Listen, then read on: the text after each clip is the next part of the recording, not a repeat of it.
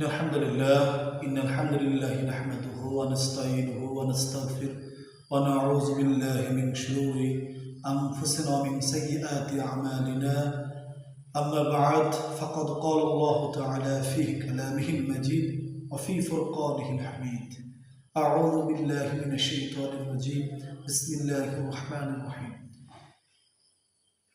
قل إن كنتم تحبون الله فاتبعوني يحببكم الله ويغفر لكم ذنوبكم الله غفور رحيم. قال رسول الله صلى الله عليه وسلم لا يؤمن أحدكم حتى أكون أحب إليه من والده وولده والناس أجمعين.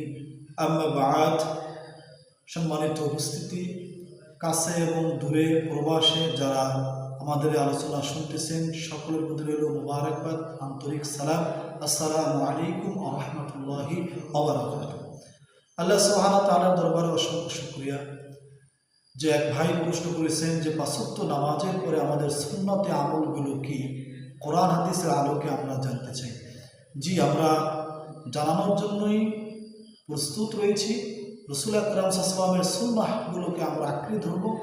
আল্লাহ রাব্বুল আলামিন কোরআনে বলেছেন স্পষ্টভাবে, কুল ইন কুনতুম তুহিব্বুনাল্লাহ, হে নবী আপনি বলে দিন যারা আল্লাহকে ভালোবাসতে চায় তারা যেন আগে রাসূলকে ভালোবাসে। ফাত্তাবিউনি ইউহিব্বুকুমুল্লাহ, যেন আপনার অনুকরণ করে, তাহলে আল্লাহ রাব্বুল আলামিন তাদেরকে ভালোবাসবেন। ওয়া ইয়াগফির লাকুম যুনুবাকুম আল্লাহু গফুরুর রহিম, আর আল্লাহ আমাদেরকে ক্ষমা করবেন, আল্লাহ ক্ষমাশীল। আল্লাহ সুবহানাহু ওয়া তাআলা ক্ষমা করতে পছন্দ করেন, ভালোবাসেন। তো এই আয়াতকে আমরা সামনে রেখে, এবং রাসূল সাল্লাল্লাহু আলাইহি ওয়াসাল্লামের হাদিস রয়েছে, মান তারাকা সুন্নতি ফালাইসা মিন্নি ওয়া মান আহাব্বা সুন্নতি ফাকাদ আহাব্বানি।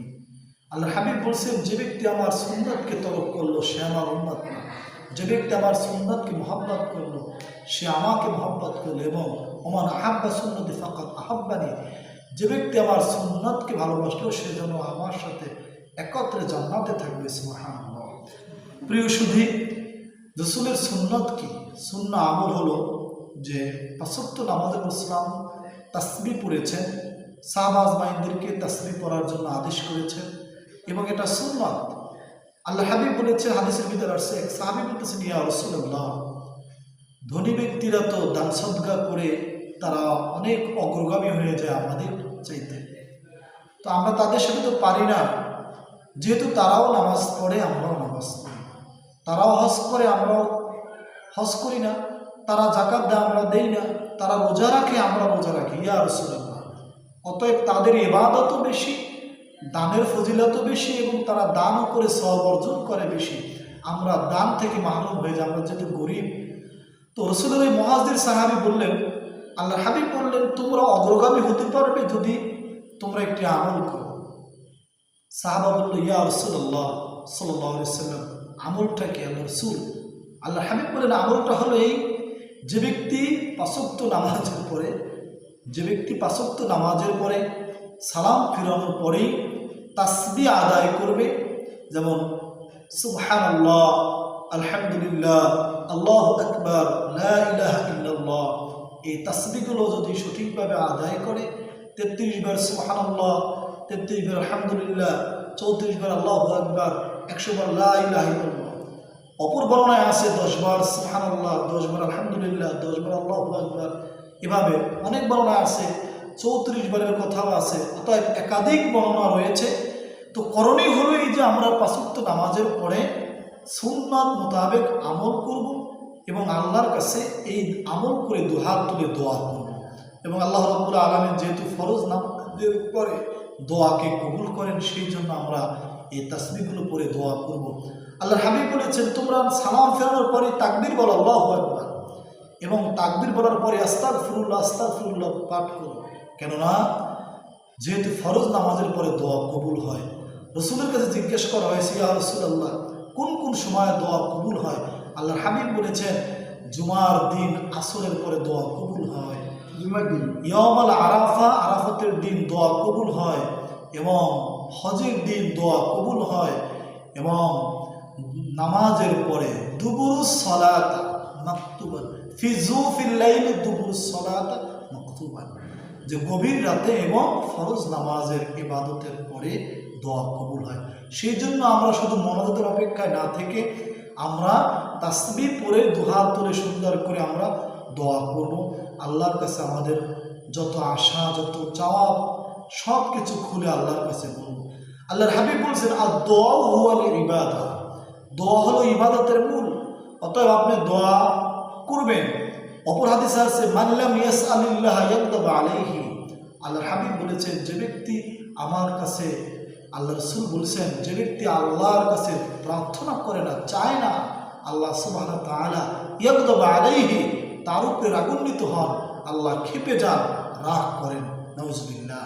অতএব আল্লাহ কোরআনে বলেছেন, উদউনি আস্তাজিব লাকুম, তোমরা বিনয়ের সহিত আমার কাছে চাও। আল্লাহ আমাদেরকে সেই সিস্টেম শিখিয়ে দিয়েছেন, সেই দোয়া করার পদ্ধতি আমার রাসূল শিখিয়ে দিয়েছেন কিভাবে আমরা দোয়া করব। অতএব আমরা আজকে যে বিষয়ে আলোচনা হলো, যে বিষয় প্রশ্ন ছিল যে ফরজ নামাজের পরে আমাদের কি করণীয়, কি আমল রয়েছে। আল্লাহর হাবিব সাল্লাল্লাহু আলাইহি ওয়াসাল্লাম ফরজ নামাজের পরে দোয়া করেছেন, যেমন আল্লাহুম্মা ইয়া মুকাল্লিবাল কুলুব সাব্বিত কলবি আলা দীনি, আল্লাহুম্মা হাসিবনি হিসাবান ইয়াসিরা, আল্লাহুম্মা ইয়াসসির কবরাহু ওয়া ইয়াসসির হিসাবাহু ওয়ারহাম। এভাবে একাধিক দোয়া পড়েছেন, হাদিস দ্বারা প্রমাণিত হয়েছে। অতএব আমরাও ফরজ নামাজের পরে দুহাত তুলে দোয়া করার আগে এই তাসবিহগুলো আমরা সঠিকভাবে আদায় করব। আদায় করে আমরা দুহাত তুলে দোয়া করব। আর এই আমলটা শুধু যে আমাদের পুরুষদের জন্য না, আল্লাহ সুবহানাহু ওয়া তাআলা এখানে উভয়ের জন্য, পুরুষ এবং আমার মা বোনদের সবার জন্য আমল করার আল্লাহ সুবহানাহু ওয়া তাআলা পারমিশন দিয়েছেন। আল্লাহ রাসূল আমাদেরকে জানিয়ে দিয়েছেন, আল্লাহ যারা আমাদেরকে পাঁচ ওয়াক্ত নামাজ, ফরজ ইবাদতের পরে এই তাসবিহগুলো সঠিকভাবে আদায় করে দোয়া মোনাজাত করার তৌফিক দান করেন। আল্লাহুম্মা আমিন। আরেক ভাই প্রশ্ন করেছেন যে তাসবিহ পড়ব তসবিহ দিয়ে, এটা শরীয়ত সম্মত কিনা। প্রিয় সুধী, তাসবিহ দিয়ে আমরা তসবিহ আদায় করব। যেমন তসবিহ দিয়ে তাসবিহ আদায় করার যে মাসলাটা হলো, রসুলের জমানায় সাহাবা আজমাইনরা, আমরা যে প্রচলিত যেই তাসবির দানা আছে, যে তসবির দানা আছে, এই তসবির দানা দিয়ে টিপে টিপে আমরা তাসবিহ পাঠ করি। আসলে মূলত এটা একটা বেদাত, বেদাতে হাসানা যদিও, কিন্তু কিতাবের ভিতর আসছে আল্লাহ রাব্বুল আলামিন আমাদের দু হাতে 10টা আঙ্গুল দিয়েছেন, তো এক হাতে 5টা আঙ্গুলের ভিতরে 20টা কর রয়েছে। কালকে আমাদের মাঠে এই কর আল্লাহর দরবারে সাক্ষী দেবে। যদি কোনো ব্যক্তি পাঁচ ওয়াক্ত নামাজের পরে এই কর গুনে গুনে সুবহানাল্লাহ, আলহামদুলিল্লাহ, আল্লাহু আকবার, লা ইলাহা ইল্লাল্লাহ এভাবে তাসবিহ পড়া হয়, এই কর সাক্ষী দিয়ে তাকে জান্নাতে নিয়ে দেবে। সুবহানাল্লাহ। অতএব তাসবিহ আদায় করব আমরা তসবিহ দিয়ে, এটা অনুত্তম। উত্তম হলো আমাদের হাত দ্বারা তাসবিহ পড়া, হাত দ্বারা গণনা করে পড়া, এটা হলো উত্তম। অতএব যদি কোনো ব্যক্তি পড়তে চায়, তার স্মরণ না থাকে, তাহলে সে পড়তে পারে। ফাতোয়া হলো এটা। আর তাকওয়া হলো এটাই যে না পড়াই উত্তম, সে হাতের এই কর গুনে গুনে তাসবিহ পড়বে, এটা উত্তম। একদিকে সওয়াব হলো, একদিকে হাতের করও কি সাক্ষী থেকে গেল।